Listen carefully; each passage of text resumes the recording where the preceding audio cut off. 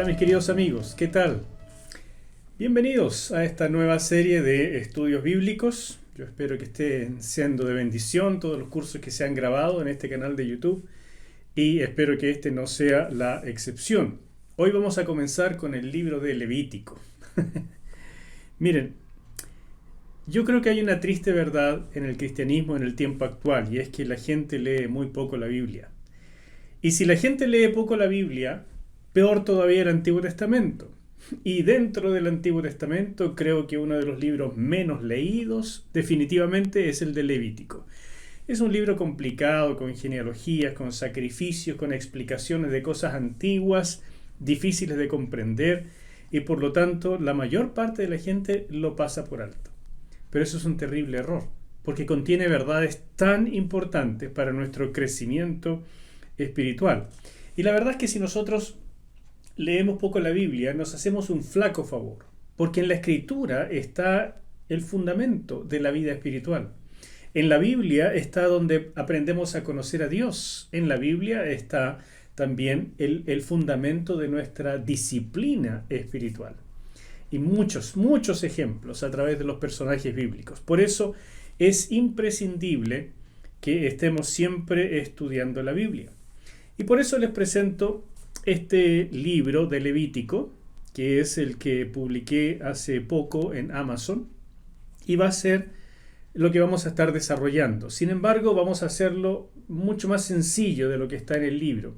Yo creo que si quieres sacarle completo provecho a esta serie, debes adquirir el libro y así comprender los detalles, las notas a pie de página, tantos estudios que son importantes para comprender el trasfondo y todo lo que tiene que ver con teología. Pero para nuestro propósito esto va a ser mucho más resumido y vamos a enfocarnos en las cosas principales y sobre todo en las aplicaciones para la época actual. Para serles franco, si nosotros no comprendemos bien el mensaje de Levítico, nunca vamos a entender completamente el alegato de los profetas del Antiguo Testamento. Tampoco vamos a poder entender la adoración que queda plasmada en los salmos, porque los salmos se basan en la comprensión de Levítico, en las acciones levíticas. Tampoco, por supuesto, vamos a entender por qué la obra de Jesús es asimilada a través de los sacrificios levíticos. No podremos comprender por qué estamos en un mejor pacto, como dice el autor de Hebreos, y, en definitiva, no comprenderemos la mayor parte de la revelación bíblica. Fíjate qué cosa más extraña. A partir de un libro poco leído, un libro difícil de comprender, simplemente nos privamos de la mayor parte de la revelación bíblica. Y eso es súper grave. Así que vamos a solucionarlo. Y hoy día no voy a comenzar directamente con Levítico, sino con una pequeña introducción. Una introducción al Antiguo Testamento que nos va a ir llevando a cómo fue escrito un libro como Levítico, cómo es que llega a ser necesaria la revelación que contiene Levítico y por tanto vamos a ir paso a paso. Lo primero es entender que en esta introducción también tengo un libro escrito que me encantaría que pudieras trabajar.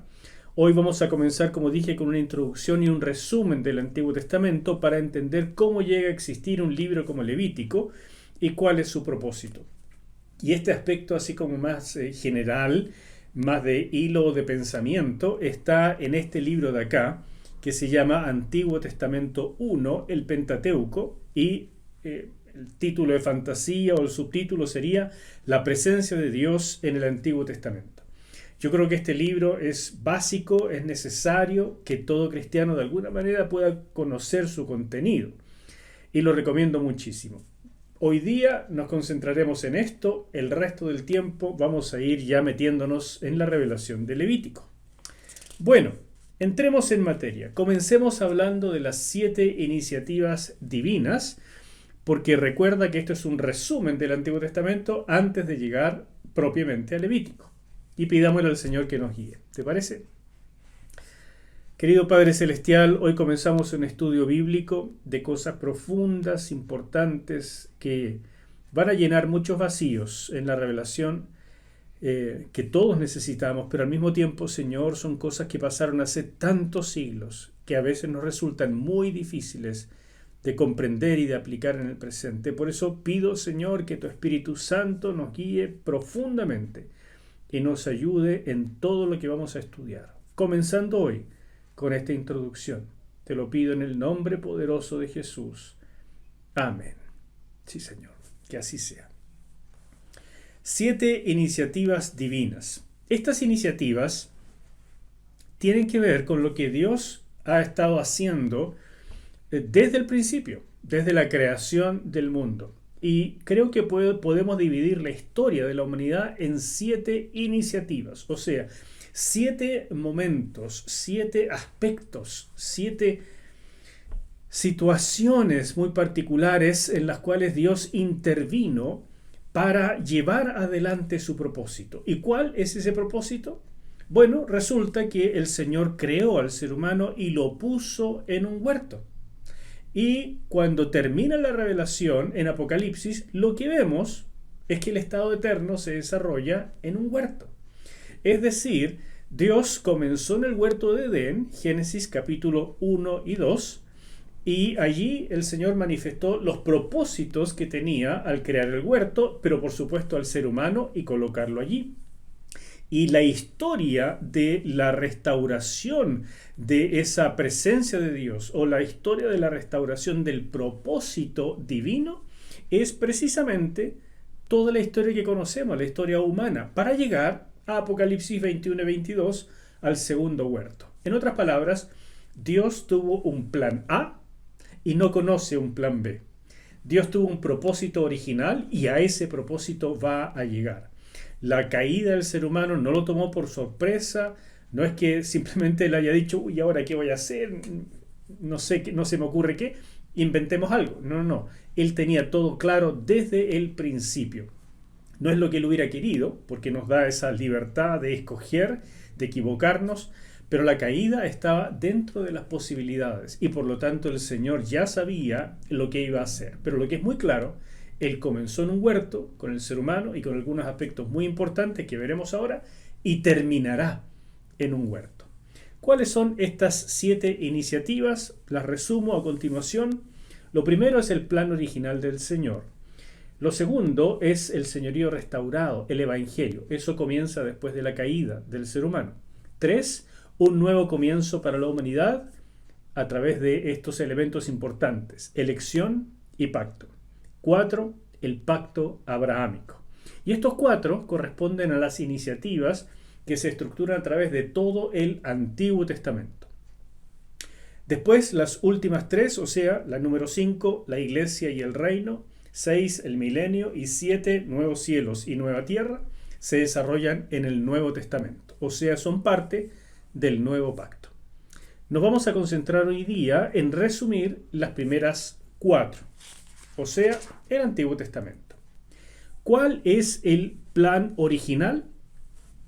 Dios creó al ser humano, lo colocó en un huerto, que es el hábitat adecuado, el ideal, el necesario para el desarrollo de la vida humana y de la felicidad. Y tenía 3 aspectos o 3 propósitos que desarrollar en esa relación. Lo primero era el tema de la comunión o de la presencia de Dios junto a los suyos, junto al ser humano. Porque Dios no nos creó para abandonarnos, no nos creó para que cada uno hiciera lo que quisiera y a su manera. No, Él creó al ser humano para una amistad permanente, íntima, cotidiana. O sea, el punto número 1 es esencial, la presencia de Dios a través de que Él iba a estar cerca del ser humano, lo que tiene por objetivo esta comunión, esta amistad profunda. Por eso la iglesia que pastoreo lleva precisamente el nombre de presencia de Dios, porque es lo que creo es el propósito central de todo lo que el Señor hace. En segundo lugar, el reinado de Dios compartido, porque el Señor delegó a la primera pareja humana esta capacidad de reinar sobre la creación como subregentes debajo del gran rey.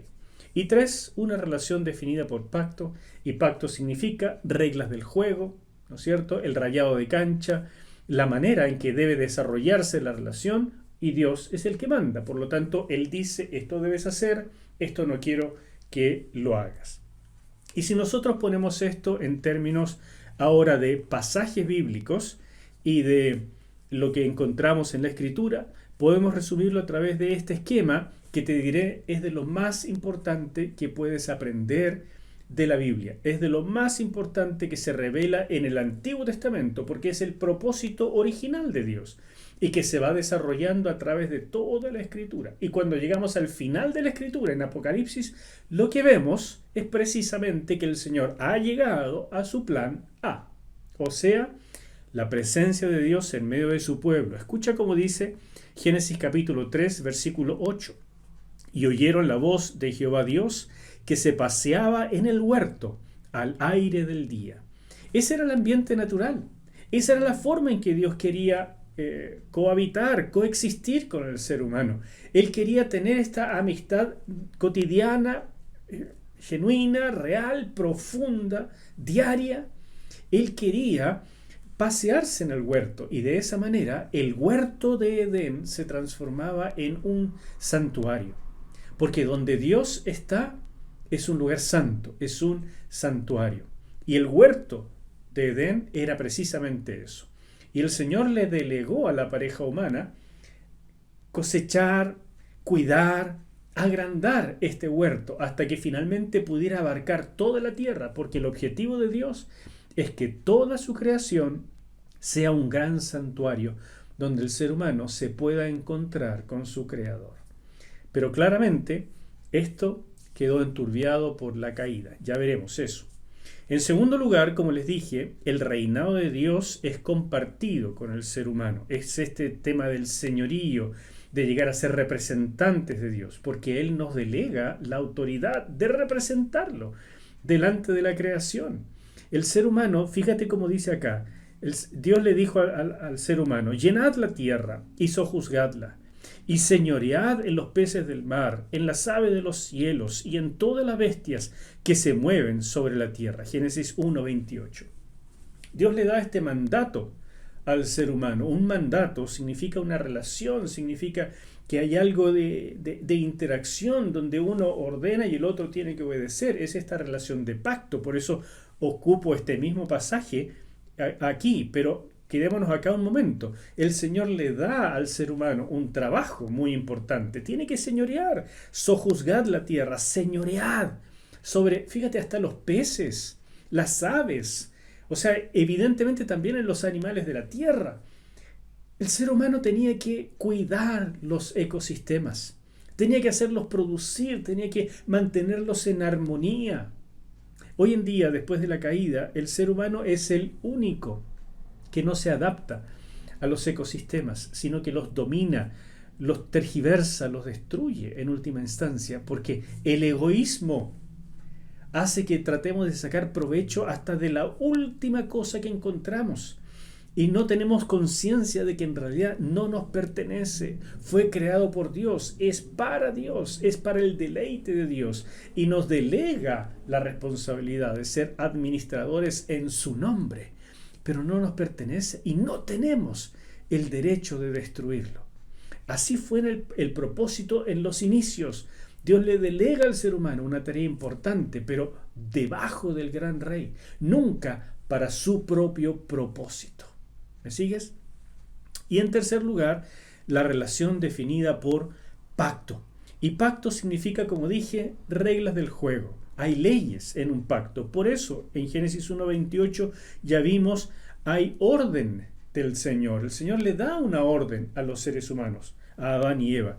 Y en el capítulo 2, versículo 17, lo vemos todavía mucho más claro. Dice, mas del árbol de la ciencia del bien y del mal no comerás, porque el día que de él comieres, ciertamente morirás. Es decir, Dios le dice al ser humano, mira, tienes todo esto para disfrutar. Lo hice para ti. Es un ecosistema maravilloso, solo tienes que cuidarlo. Cuida a los animales, ponles nombre, conócelos. Y te voy a dar para alimento todas estas cosas, pero no quiero que toques este árbol en particular. Aunque el ser humano no supiera por qué esta prohibición, aunque fuera atractivo el árbol, aunque lo que sea, Dios es el rey, Dios establece las normas, la regla del juego y le dice, de todo esto puedes comer, pero hay una prohibición. Y cuando Dios pone esto en funcionamiento, entonces se vuelve ley y por tanto el ser humano debía obedecer. Eso era todo. Podíamos tal vez comprender con el tiempo por qué esta prohibición, porque cuando Dios prohíbe algo es algo que no nos conviene. Pero aunque no lo supiéramos, aunque no supieran Adán y Eva la razón detrás de esto, obedecer era lo correcto, porque se trata de una relación de pacto. Así comienza la historia de la humanidad y así debía entonces continuar. Y cuando nosotros vemos esto con más cuidado, nos damos cuenta de algunas aplicaciones muy importantes, como la primera, que el ser humano es el único que no se adapta a los ecosistemas, sino que los destruye.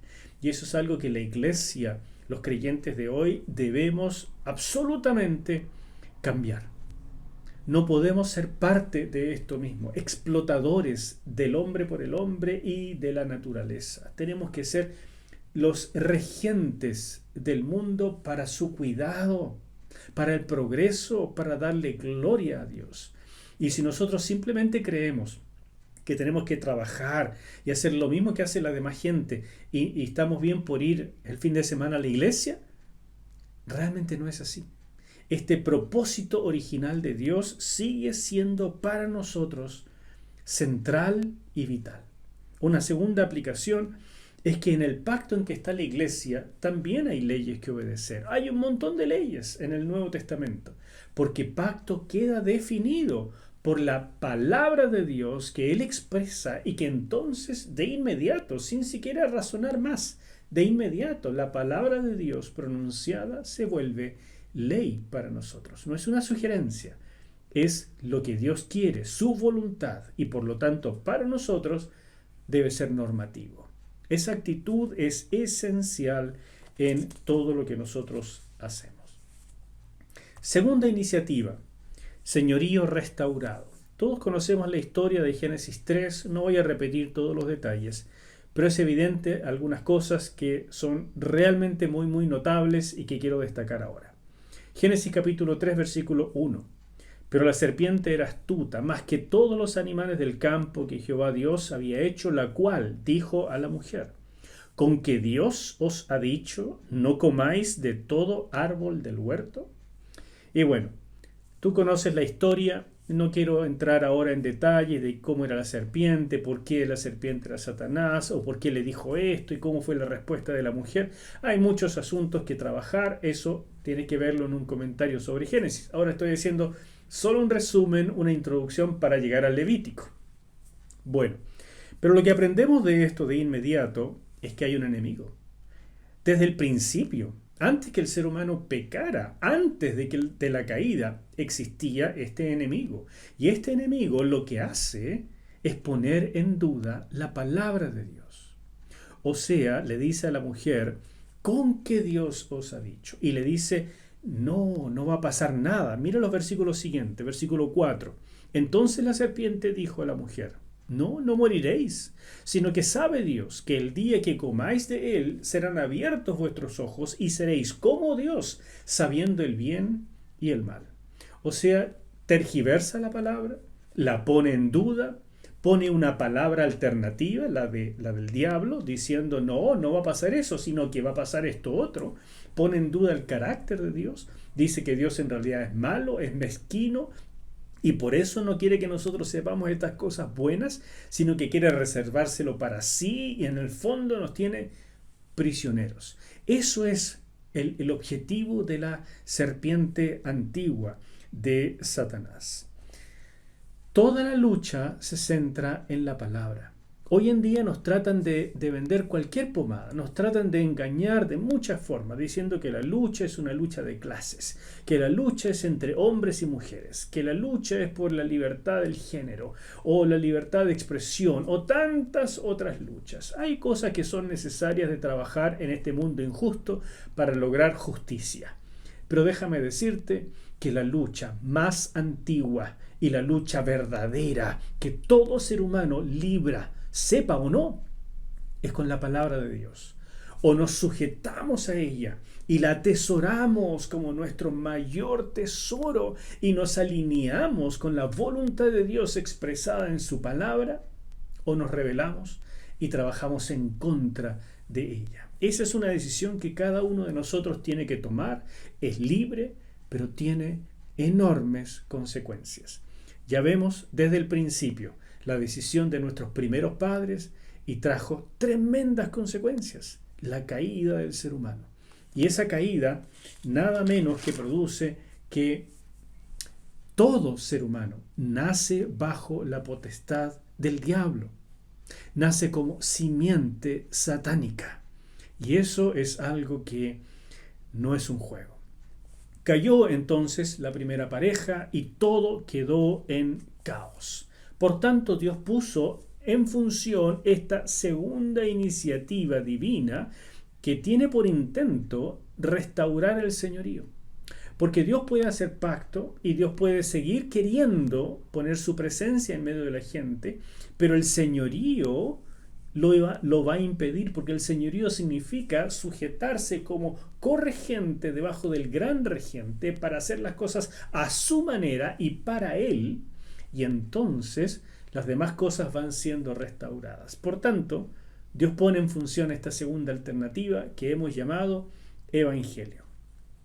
Comienza, por tanto, el plan de Dios que se llama evangelio. Y aquí te voy a pedir que pongas mucha atención, porque ocurre algo muy, muy significativo. Mira lo que dice los versículos 19 al 21 del capítulo 3. Con el sudor de tu rostro comerás el pan hasta que vuelvas a la tierra, porque de ella fuiste tomado, pues polvo eres y al polvo volverás. Y llamó a Adán el nombre de su mujer Eva, por cuanto ella era madre de todos los vivientes. Y Jehová Dios hizo al hombre y a su mujer túnicas de pieles y los vistió. Qué interesante este grupo de 3 versículos, porque la verdad es que ninguno tiene que ver con el otro, aparentemente. Es súper extraño. Dios le habla a Adán y le dice, mira, lo que hiciste va a tener serias consecuencias, y esa es que vas a morir, vas a volver al polvo. Y aquí aparecen estas palabras que escuchamos muchas veces en los funerales, ¿no es cierto? Polvo al polvo, tierra a la tierra, ceniza a las cenizas, etc. De aquí viene, porque es parte de la consecuencia del castigo divino a raíz de la caída. Pero de pronto aparece el versículo 20 y como que no tiene nada que ver. Dios le está hablando de algo espantoso, algo terrible, que va a morir. Y sin embargo, Dios, o sea, Adán, llama a su mujer Eva. Como que no tiene nada que ver. Dios le está hablando, te vas a morir. Y Adán mira a su mujer y le dice, te vas a llamar Eva. Nada que ver, es como manzana con patata. O sea, algo rarísimo. Y más encima el versículo 21, donde Dios aparece con pieles, túnicas de pieles. ¿Qué tiene que ver esto con todo lo anterior? Y precisamente aquí está el núcleo del Evangelio, que es lo que quiero que entiendas en esta segunda iniciativa divina. Aparecen los elementos centrales del Evangelio. Sangre derramada en las túnicas de pieles, porque ningún animal iba a dar su piel voluntariamente.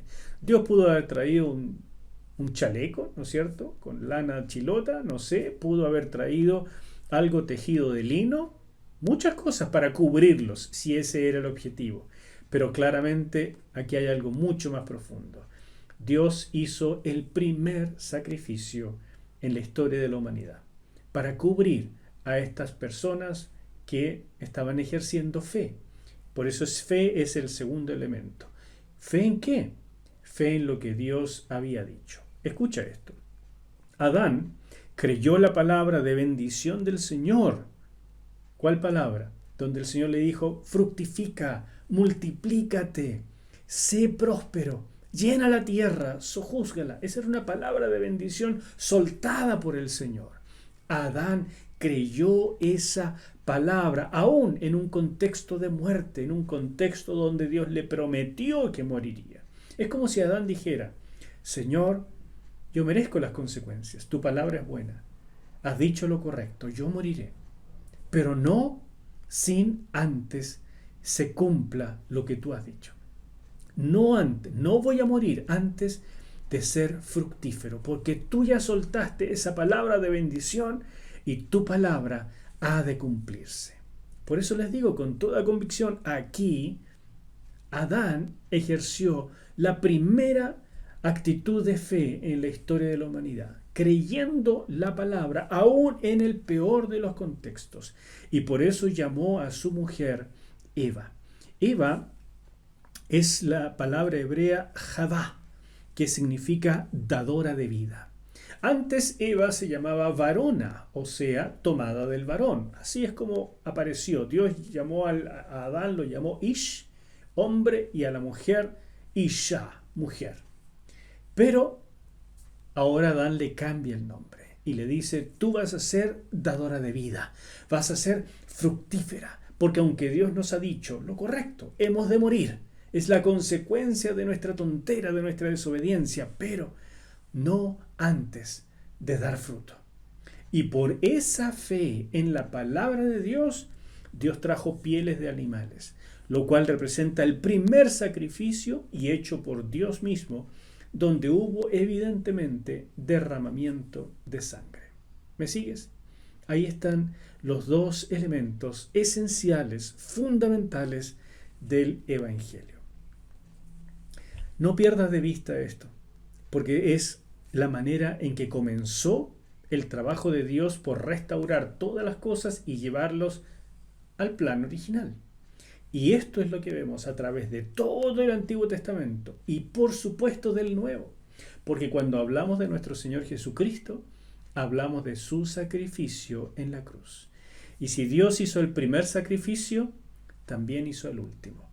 Y este sacrificio de Jesús es el que nos da, en última instancia, libertad, salvación. En el capítulo 4 de Génesis, vemos que Adán y Eva tienen a sus primeros hijos y les pusieron por nombre Caín y Abel. Y esto es importante porque el primero de ellos era Caín. Y seguramente le pusieron ese nombre porque el verbo caná en hebreo significa adquirir. Y en el capítulo 3, Dios le había prometido a Adán y Eva que tendrían un hijo, que él pisotearía la cabeza de la serpiente. O sea, les prometió victoria a través de uno que vendría de ellos, un hijo de la mujer, y que sería victorioso en última instancia sobre esta maldición que cayó sobre la humanidad a raíz del trabajo de la serpiente. Pues bien, cuando nació Caín, yo me imagino estos dos padres dijeron, aquí está, este es el Salvador, por eso lo hemos adquirido por la gracia de Dios el que nos restaurará. Y le pusieron a Caín, Caná, adquirir. Sin embargo, nosotros conocemos la historia y Caín, lejos de ser este Mesías prometido, fue un asesino. Abel, su hermano menor, tuvo las mismas oportunidades que Caín, pero Abel escogió creer en Dios, traer un sacrificio que diera gloria a Dios, mientras que Caín escogió ser egoísta y en última instancia asesino. Así que leemos aquí en los versículos 8 al 11 del capítulo 4. Y dijo Caín a su hermano Abel, salgamos al campo. Y aconteció que estando ellos en el campo, Caín se levantó contra su hermano Abel y lo mató. Se llenó de envidia porque Dios aceptó el sacrificio de Abel y no el que él traía. El sacrificio de Caín y el de Abel no eran esencialmente tan diferentes. Es algo que Dios vio en el corazón de Caín, lo que en última instancia rechazó. Y Caín, lejos de arrepentirse y enmendar las cosas, que es lo que habría que haber hecho, se ensañó contra su hermano y lo mató. Versículo 9. Y Jehová dijo a Caín, ¿dónde está tu hermano? ¿Dónde está Abel tu hermano? Y él respondió, no sé. ¿Soy yo acaso guarda de mi hermano? Muy importante, porque somos guardas los unos de los otros. Hemos sido hechos para amarnos los unos a los otros, cuidarnos y levantarnos. Sí, sí, la respuesta es sí, Caín. ¿Dónde está tu hermano? Versículo 10. Y él dijo, ¿qué has hecho? La voz de la sangre de tu hermano clama a mí desde la tierra. Ahora pues, maldito seas tú de la tierra que abrió su boca para recibir de tu mano la sangre de tu hermano. Aquí está el tema de la sangre, un hermoso y profundo tema que no tengo tiempo de desarrollar, pero es el asunto de que la sangre del hombre ha de ser vengada, porque es el hombre hecho a la imagen de Dios. Pues bien, Caín quedó maldito y nos muestra entonces tan temprano en la historia de la humanidad que definitivamente la humanidad tiene problemas. Claro, comenzó la palabra de Dios a fructificar porque lo que Dios suelta, lo que Dios dice, ocurre, y entonces Adán y Eva comenzaron a tener hijos. Pero el primer hijo, lejos de ser lo que ellos esperaban, fue un asesino. Y nos enteramos, por tanto, de que en el mundo existen dos simientes, dos herencias. La una representada por Caín, que es el materialismo, el miedo, la violencia, el egoísmo, representado por Caín porque él manifestó todas estas actitudes. Por el otro lado está Abel, que representa la proclamación de la palabra, la misión, la fe, el señorío, el reposo, la gente que está en línea con la voluntad de Dios, que ama su palabra, que la respeta, que la obedece, se concentra en los propósitos del Señor y los lleva a cabo. Por supuesto, esto queda después representado por Set, el hijo que tuvieron Adán y Eva y que ellos entendieron como el reemplazo de Abel.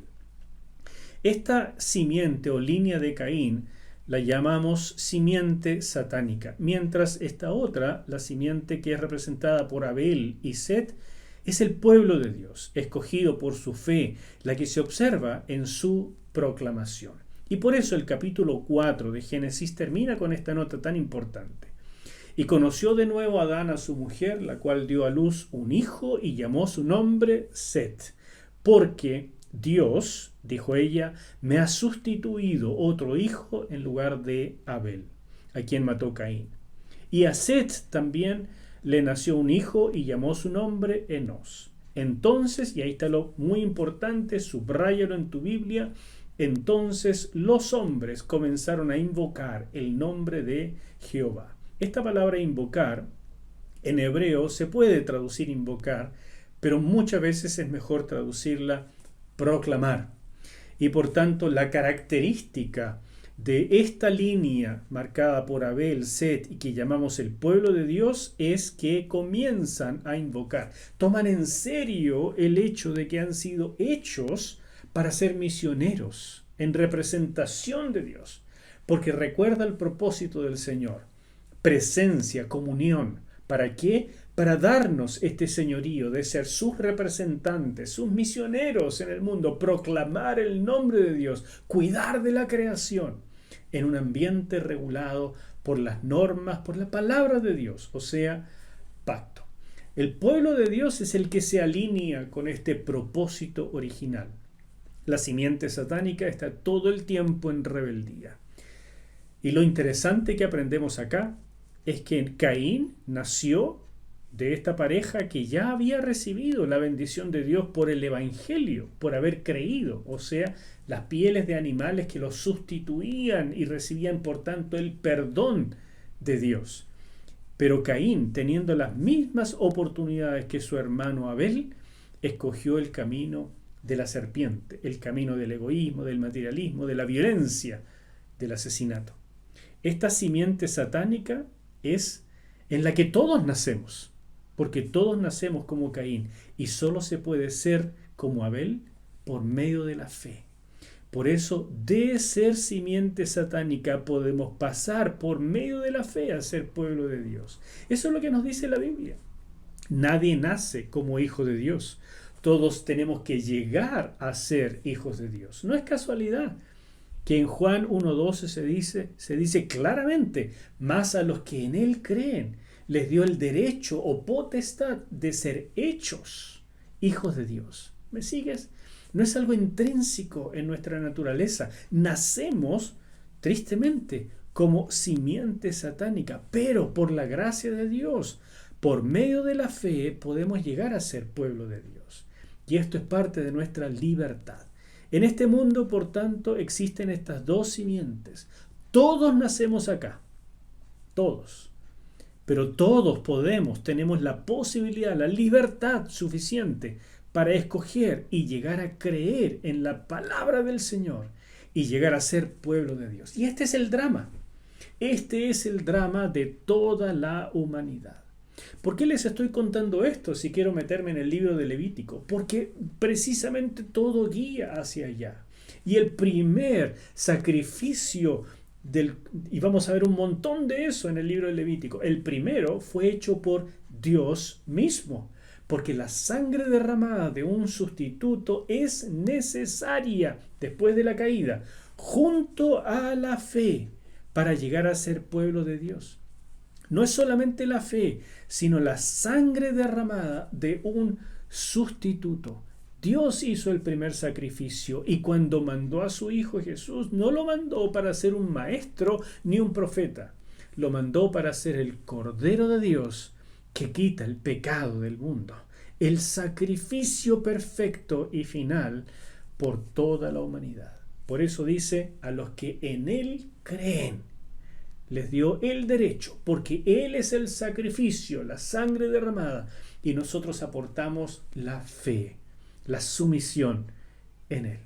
Y entonces se completa el cuadro del Evangelio. ¿Me sigues? Qué precioso todo esto. Qué precioso, porque nos va mostrando que Dios de verdad está interesado en la humanidad. De verdad tiene un plan A y no conoce un plan B. Pero todas las iniciativas que Él va tomando son para llegar a ese plan que conduce la felicidad de toda la creación y también de nosotros. Tercera iniciativa divina, un nuevo comienzo para la humanidad, elección y pacto. Claro, la humanidad comenzó a crecer rápidamente porque Dios había soltado una palabra de bendición, había soltado el fructificad, multiplicaos, y por tanto comenzó a crecer la humanidad rápidamente. Pero como para llegar a ser hijo de Dios se requiere esta humildad de creer, de aceptar, de entender, de sujetarse, de someterse a Dios. Entonces la mayor parte de la humanidad rechazó este proceso, este plan, igual que hoy. Y la cantidad de gente que finalmente eran creyentes, estos que proclaman el nombre del Señor, que salen de la simiente satánica y llegan a ser pueblo de Dios por la fe y que siguen haciendo sacrificios porque conocen que necesitan sustitución de uno inocente en sustitución del culpable, estos eran cada vez menos, al punto que llegó un momento donde el Señor nos dice en Génesis 6, versículo 5, y vio Jehová que la maldad de los hombres era mucha en la tierra, y que todo designio de los pensamientos del corazón de ellos era de continuo solamente el mal. Solo quedaba una familia en toda la humanidad. Y la maldad era mucha. Por tanto, el Señor dijo, voy a comenzar de nuevo, pero con este hombre de fe. Así como comencé con Adán, comenzaré ahora con este hombre que se llama Noé. Voy a quitar la vida de la tierra para comenzar de nuevo. Una nueva oportunidad, un nuevo comienzo para la humanidad. Y vino el conocido diluvio. Pero cuando acabó el diluvio, lo que vemos inmediatamente después de que Noé sale del arca con su familia es esto tan extraordinario, que es el plan A de Dios, o sea, el plan de los orígenes y que se va desarrollando a través de toda la Escritura. Fíjate, Génesis 8:20, y edificó Noé un altar a Jehová y tomó de todo animal limpio y de toda ave limpia y ofreció holocausto en el altar. Notamos aquí, comienza el sacrificio, ya lo conocía la humanidad, lo practicó el Señor en primer lugar, Abel lo practicó y así seguramente a través de los siglos hasta que llega el diluvio. Holocausto, una palabra clásica de Levítico. O sea, es evidente que todo este trasfondo surge de lo que ya se conoce en Levítico para una época muy posterior, pero que nos están dando la introducción en Génesis, de cómo se fue desarrollando todo para llegar a esta importante revelación. Noé construye un altar, ya conocía eso, porque es el lugar de la comunión, donde hay sangre derramada de un sustituto y hay fe, proclamación. ¿Te das cuenta? El mismo elemento desde el principio, la comunión con Dios, pero ahora con el agregado de la necesidad del derramamiento de sangre, de la sustitución. En segundo lugar, señorío. Nuevamente Dios le dice casi las mismas palabras que le dijo a Adán. Bendijo Dios a Noé y a sus hijos y les dijo: fructificad y multiplicaos y llenad la tierra. El mandato de señorear, el mandato de ser regentes bajo el gran rey, el mandato de ser sus representantes. Un nuevo comienzo, una nueva oportunidad. Y en tercer lugar, pacto. Igual como vimos con Adán. Génesis 9:9. He aquí que yo establezco mi pacto con vosotros y con vuestros descendientes después de vosotros. Y le da algunas cláusulas que son entonces la voluntad de Dios, normas. Porque eso es pacto. Es un rayado de cancha de la relación. La relación es por la gracia de Dios y la relación desde nuestra perspectiva es por medio de la fe. Pero tiene un rayado de cancha, que es la voluntad de Dios. Eso es. Entonces notamos acá con sorpresa, con admiración, que Dios va desarrollando su plan y llevando a la humanidad desde el primer huerto al segundo huerto. Nuestro papel es alinearnos con Dios, no criticarlo, no juzgarlo, no decirle que no nos gusta cómo hace las cosas. Él va a llegar con nosotros o sin nosotros al segundo huerto. Más nos conviene estar alineados con Él. Creerle, entenderle y al conocerle, empezar recién a amarle como corresponde. Y así llegamos a la cuarta iniciativa divina y última para hoy, pacto con Abraham. Siguieron pasando los siglos, ya había mucho tiempo desde el diluvio hasta Abraham. Y la verdad es que Dios escogió a un hombre que tenía fe.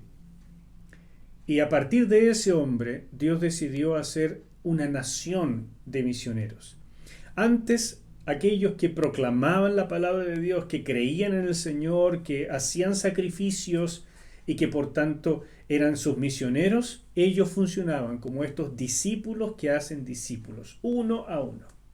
Pero Dios dijo: voy a hacer esto más en grande porque quiero llegar a toda la humanidad y necesito un pueblo misionero. Y ese pueblo se llamó Israel, o sea, los descendientes de Abraham. Y ese pueblo viviría en ciertas maneras, y aquí estoy hablando ya después del Éxodo, viviría las experiencias de Abraham, de su patriarca original. Porque la vida de Abraham es una especie de reflejo de todo aquel que cree en Dios, que acepta el llamado de Dios y se lanza a una peregrinación de fe. Y a través de la vida de Abraham vemos los mismos elementos que vemos en Noé y que nos llevan hasta el principio, o sea, disfrutar de la comunión con Dios, de su presencia, altares donde hay proclamación, donde hay sacrificio, la sangre derramada, o sea, los primeros elementos del Evangelio, y donde por tanto Abraham hace las veces de señorío, él representa a Dios delante de los demás y Dios hace con él un pacto. Esos elementos que ya he dicho varias veces y que debería estar claro, eso es el propósito original de Dios. Y cuando nosotros vivimos en eso, estamos viviendo en nuestro propósito como seres humanos. Pues bien, para no alargar demasiado la historia, Dios le dijo a Abraham algo tremendamente insólito. Le dijo a Abraham: yo he cumplido contigo, ahora tienes un hijo. Tú le pusiste a tu hijo Isaac, que significa risa. Es tu alegría, es tu risa. Quiero que ahora lo sacrifiques en holocausto para mí. y le dijo: vas a caminar 3 días de camino hasta el monte Moriah, y allí sacrificarás a tu hijo, tu único. Así que Abraham partió con su hijo. No le dijo nada a Sara porque no lo habría dejado. Y partió con su niño, y sin decirle ni a los siervos que lo acompañaban, ni tampoco al niño, tuvo 3 días para decidirse si obedecería a Dios o se rebelaría en contra de su palabra. Pues bien, Abraham decidió obedecer, y por eso es el padre de la fe. No tenía claras las cosas que Dios estaba haciendo. No tenía claro por qué le dio un hijo y ahora se lo pedía. Pero tenía algo claro. Cuando Dios habla, eso es lo que me conviene. Y por lo tanto voy a obedecer, aunque no entienda todo. Pero mi papel no es juzgar, sino creer. Y creer porque sé, porque conozco cómo es Dios, que es un Dios bueno, maravilloso, que no se equivoca y que siempre quiere lo mejor para mí, para todos. Entonces, después de esos 3 días, Abraham, con el corazón partido, decidió sacrificar a su hijo. Sin embargo, conocemos el resto de la historia y dice, versículo 10 del capítulo 22, y extendió Abraham su mano y tomó el cuchillo para degollar a su hijo. Él estaba convencido y lo iba a hacer. Entonces el ángel de Jehová le dio voces desde el cielo y dijo: Abraham, Abraham. Y él respondió: heme aquí. Y dijo: no extiendas tu mano sobre el muchacho, ni le hagas nada, porque yo conozco que temes a Dios, por cuanto no me rehusaste tu hijo, tu único. Abraham tiene que haberse largado a llorar.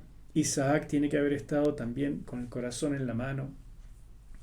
Debe haber sido un momento muy, muy emocionante. Y dice que Abraham levantó la vista y vio trabado en unas zarzas a un carnero. Versículo 13. Entonces alzó Abraham sus ojos y miró, y aquí a sus espaldas un carnero trabado en un zarzal por los cuernos.